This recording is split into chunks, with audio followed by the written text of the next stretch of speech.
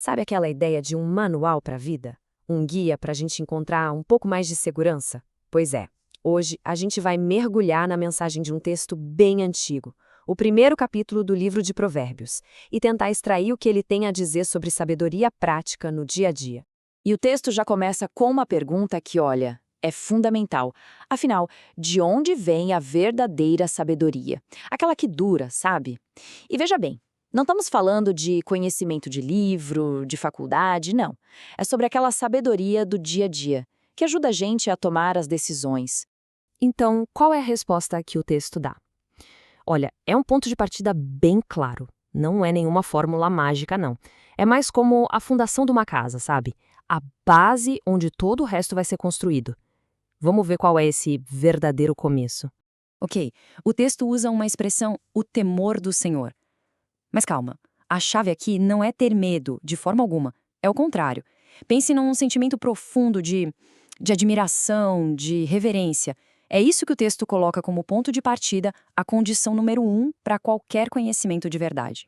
Então, o ponto principal é este. Sabedoria de verdade não é só juntar um monte de informação na cabeça. De acordo com Provérbios, ela nasce, ela flui diretamente dessa atitude de reverência.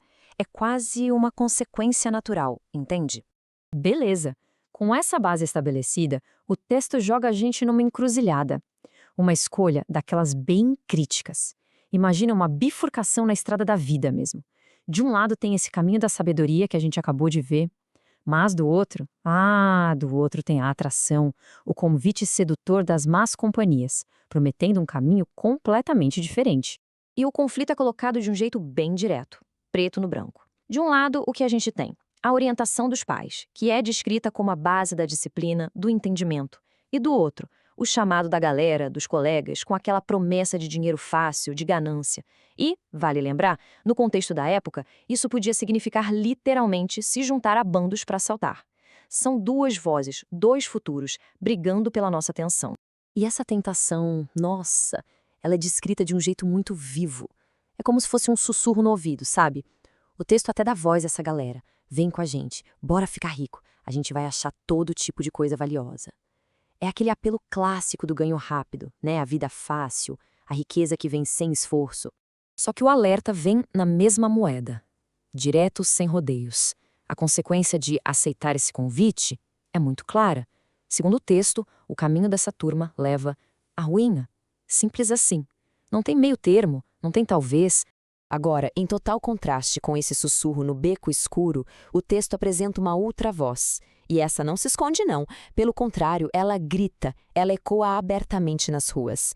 É o chamado público da própria sabedoria. É muito legal como o texto transforma a sabedoria em uma pessoa, quase. Ela não é um segredo trancado num cofre, não. Ela tá lá, gritando nas praças, levantando a voz no meio da rua.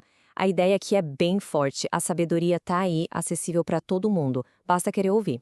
Mas aí é que entra a grande ironia da história. E é uma ironia meio trágica, né?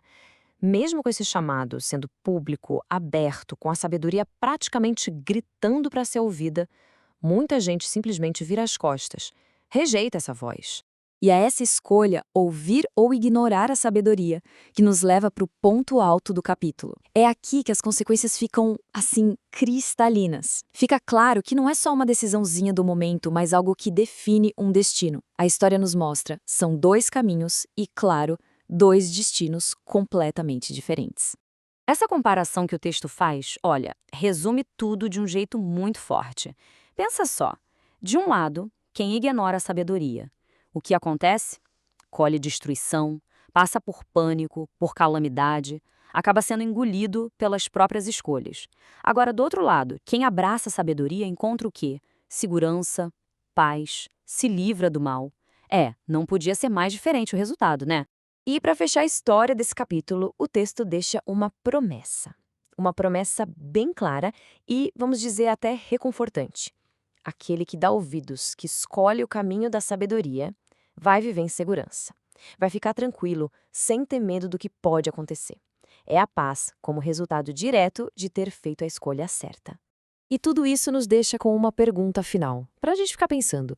Se a sabedoria, como a história sugere, ainda está por aí, gritando em público, quem é que está parando para ouvir hoje em dia? É uma pergunta de milhares de anos, mas que, nossa, parece que foi feita ontem, né? Super atual.